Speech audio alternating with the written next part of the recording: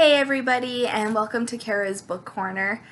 Today I'm going to be reviewing Lord of Shadows by Cassandra Clare. This is the second book in the Dark Artifices series, and she has plenty of other books that come before this in the long Shadowhunter series that she has. Please visit Goodreads to figure out what order you need to read these in, but I would not recommend reading these series first. Do not read the Dark Artifices first. Read the Infernal Devices first, and then read the Mortal Instruments, and then come to this bad boy. Actually, the first book is Lady Midnight, which I just did a review and should have the review up.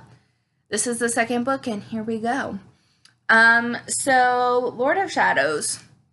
I'm going to be giving spoilery things for other books in the series, so if you haven't read that, just go away if you don't want no spoilers, because they're coming. You've been warned. Alright, so Lord of Shadows. What can I say about this book?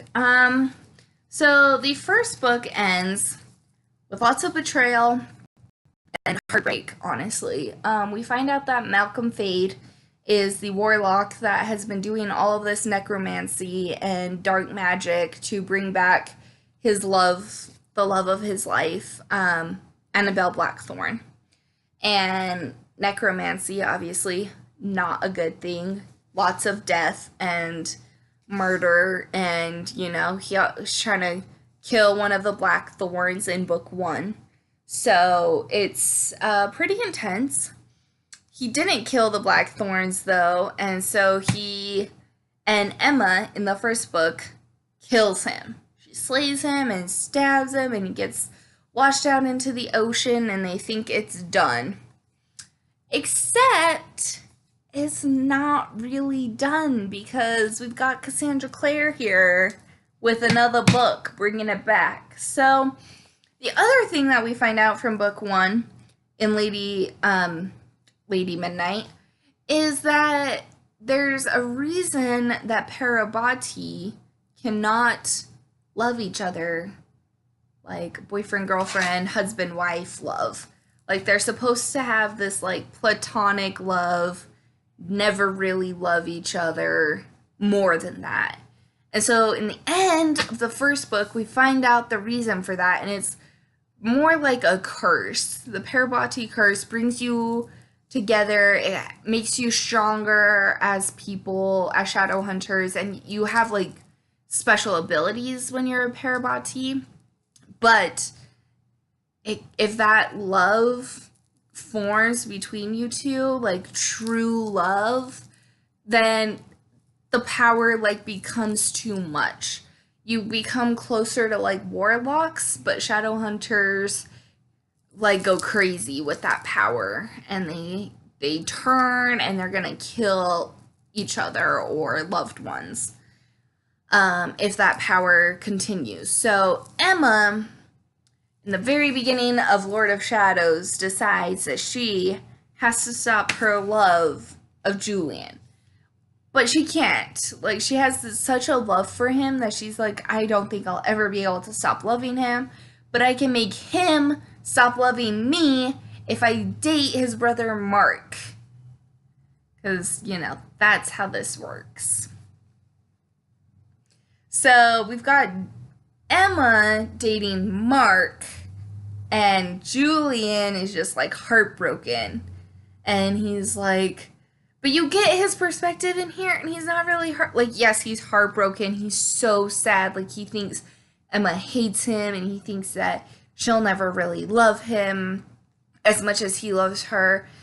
And so, yeah, he's like trying to go back to that place where they're just friends, but he's loved her for so long that he just like doesn't think he'll ever be able to stop loving her. But as long as she's happy, it'll be fine. But yeah, so they're both thinking that the other one doesn't love them, but it's not really, like, they both still love each other. Anyway, so, which is the whole problem of the Parabati curse. I don't know how to say it. Anyways, so what else do we got going on in here? Oh, we also find out a whole bunch of other stuff is going down. So in the first book, we meet Mark and Kieran. Mark is Julian's brother. Kieran was Mark's, I don't really want to say lover, but I don't really have a better term for it. Like, boyfriend seems not powerful enough for the Fae. Anyways, he was Mark's bae in Fairy with the Wild Hunt. And Kieran is super jealous of Mark, that Mark is leaving him. So he does all this stuff in the first book, and then yeah, anyways, they find out that when he went back to Fairy, that the Unseelie King is gonna kill Kieran. Well, Mark can't have that, so Mark like goes rushing off into Fairy, and then Christina, Julian, and Emma all go rush off after Mark because they're like, Mark, you can't go, you can't leave us. If you go back into Fairy, they're never gonna let you come back because Mark is half Fairy. So yeah, so they're doing that, and it's like a whole hot mess of Fairy crap. And then we also have his other siblings, which, can I just say I love them? Like, I love Ty and Livia, and then we meet Kit. We find the lost Herondale Kit, and he is now joining up with the Shadowhunters, but he's like all angsty and teenagery, and he's like, no, I don't want to be here. My father told me all about these Shadowhunters, and they're just awful, blah, blah, blah. Of course, you know, your father, in a long line of Herondales that have been trying to stay away from Shadowhunters and have been fed all this, like, lies of Shadowhunters. Yeah, Kate, you really know what's going on. Okay. So anyways, the whole second book on that side is, like, Kit trying to figure out if he wants to actually stay and become a Shadowhunter.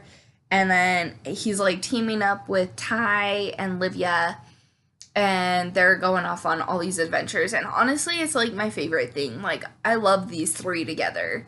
So great. It's just the best. All right, then,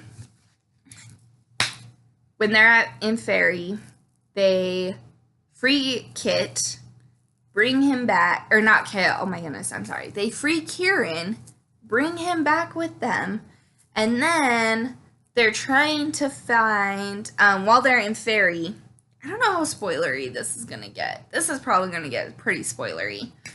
I'll just leave it there. Lots of ish happens. Really good book. Very intense. I liked this second book so much more than the first book. I feel like there's a lot more action, a lot more like plot driven, not so much like character development. You get a little bit of like character development with our new characters like Kit and Kieran, and of course Mark and Christina. Even Emma and Julian, like they're trying to figure out all of their ish together. But yeah, that's pretty much where I'm gonna stop before I get too spoilery. But I just want to I want to share with you my all-time favorite little snippet in this book. It's like pretty hefty way into here. I will say a couple things before I read this, actually. There's a reason that they all have to go to the London Institute. They meet Jessamine. There's all of these references to Will.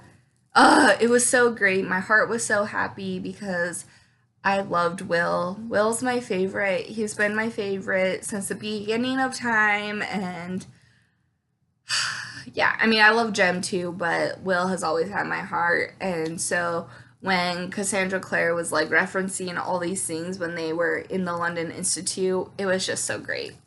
So yeah, it was very like nostalgic reading this book. But yeah, so then there's a part where Emma and Julian are talking, and they're just kind of like bantering back and forth, and they're talking about how each of the Shadowhunter families have like a motto, right? Like the Blackthorn motto is no law, or a bad law is not a good law. Bad law is no law, whatever. I don't even know. I'm really good at these whole things while I'm reviewing. Anyway, so they're talking about all of the different Shadowhunter family mottos. And so She said, let's see, Emma said, I'm sure there's some kind of law about not trapping pixies without permission from the clave. And then Julian said, oh, this is the Blackthorn motto. Okay, so it says, a bad law is no law. And then Emma says, I wonder what the other family mottos are. Do you know any? And he says, the Lightwood family motto is, we mean well. Very funny, she says. He's like, no, it really is. And then she said, so what's the Herondale family motto? Chiseled but angsty? He shrugged. If you don't know what your last name is, it's probably Herondale. Emma burst out laughing. What about Carstairs, she said. We have a sword. Blunt instruments are for losers. Morgenstern. When in doubt, start a war. How about, has even one of us ever been any good, like ever? Seriously. Seems long, said Julian, and kind of on the nose. So yeah, that's pretty much the end of that little exchange between them, but I thought it was so funny because I think the family mottos are just hilarious, honestly, and the fact that Cassandra Clare, who has written these family mottos into her book, then made fun of those family mottos that she wrote into her books. Anyways, I thought it was hilarious and had to share that. It was honestly probably one of my favorite parts of this book, besides the like will references and everything that happens in London. Let's see, what else do we get in the second book? We get Magnus and Alec as parents. We still my beating heart. They're just adorable. Yeah, what else? I think those are the most important things. I gave this book 5 out of 5 stars. I really like the second one. I will warn you though, this one has a terrible cliffhanger and lots of other things that happen that aren't great. I don't want to get too spoilery, but yeah, this book has a very intense ending. I'll just say that. Intense ending. The third book, Queen of Air and Darkness. Oh my gosh, I'm sorry. Someone's car alarm just went off. Hopefully you didn't hear that, but anyways, Queen of Air and Darkness is the third and final book of the Dark Artifices, and that came out, I don't know, like 3 days ago. So yeah, I'm supposedly getting my copy next week. It should be delivered. It just shipped. I'm super excited. And I got it in the Fake Crate box. So when I get that Fake Crate box, I will be unboxing it here on my channel. So look forward to that, hopefully next week.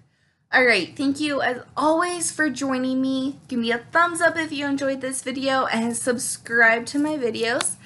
And have a great day. Bye!